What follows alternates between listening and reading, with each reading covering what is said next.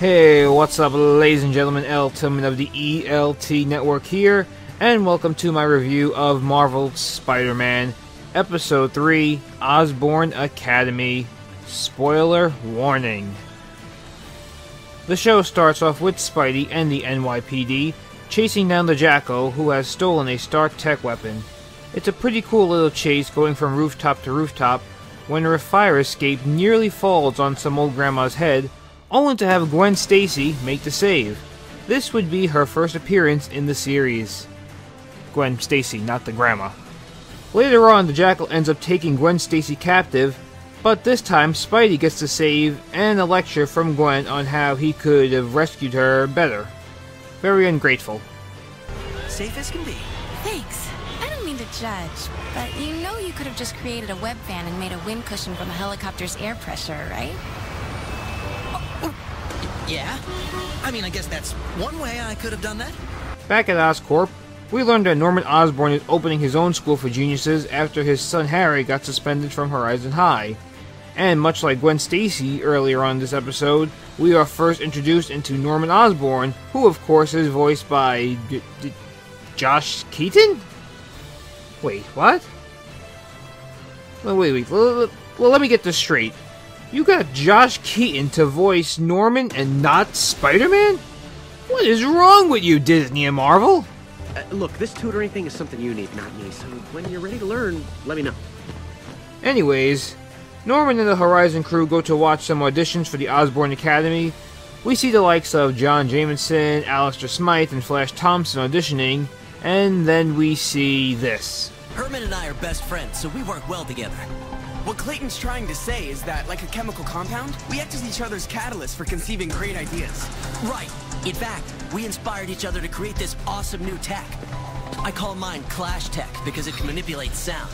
And I've created these gauntlets I call shockers that allow me to control vibrations. Ugh. That's supposed to be Shocker! What is wrong with these character designs? But, moving on. The two Shockers show off their equipment, which can pour water into a cup, apparently. And Norman puts them into competition with each other, saying he'll only accept one of them into the Academy. A fight breaks out. Peter and some Oscorp workers get blown out of a window. Peter makes the save, and then quick changes into Spidey to stop the fight. The fight gets taken to the streets, where we see the Jackal watching it from a rooftop across the way.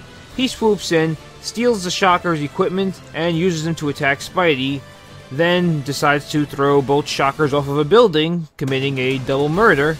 However, Spider-Man does end up making the save by doing, this.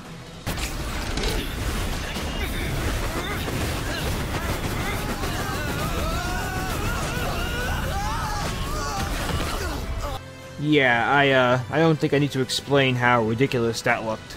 The Jackal ends up escaping during the chaos. The two Shockers apologize to Spidey for their actions, and they all head back to Oscorp. Norman takes full responsibility for the damage, saying that he encouraged the two to push each other, and then makes the announcement that he is taking Herman Schultz of the two Shockers into the Academy. Max Modell and Norman get into an argument over how Norman pushes the students too far, and Gwen Stacy once again gives Spider-Man a lecture on how to be a better superhero. I seriously hope this doesn't become a regular thing. So, Spidey leaves Oscorp, Harry and his father have a discussion on future plans, and then we learn that the Jackal's alter ego is actually Gwen Stacy's Uncle Raymond. Dun dun dun. The show ends with Peter and Harry discussing whether or not Spider-Man is a hero or a menace. They agree to disagree, stay best friends, and we roll credits. Overall, I thought this episode was just, okay. The introduction to Norman Osborn wasn't really that bad, but Gwen Stacy did come off as a bit annoying in this episode. But since it's just her first episode, we'll have to just wait and see where her character goes. We got another villain in this episode in the Jackal, who was just dropped into this episode without any origin story, but I do think we'll be learning more about him in the future, so I'm going to let it slide this time. And I wasn't a real fan of the two Shockers that were introduced in this episode. In the end, I feel the same way about this episode that I did about the first episode. Not good, not bad, but okay. Episode 3 gets a 7 out of 10 from me.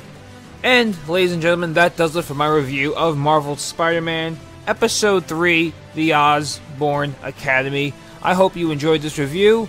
Please, if you haven't done so already, go back and check out my previous other reviews of Marvel's Spider-Man. And I hope you look forward to other episodes of Marvel's Spider-Man that I will be reviewing. So please be sure to hit that subscribe button and click the notification bell. That way you don't miss out any other future reviews of Marvel's Spider-Man. How many times am I going to say that in this episode? I have no idea. Well, I guess I kind of do. I'm done. Anyway, ladies and gentlemen, this is L. Tillman of the ELT Network, signing out. See you next time.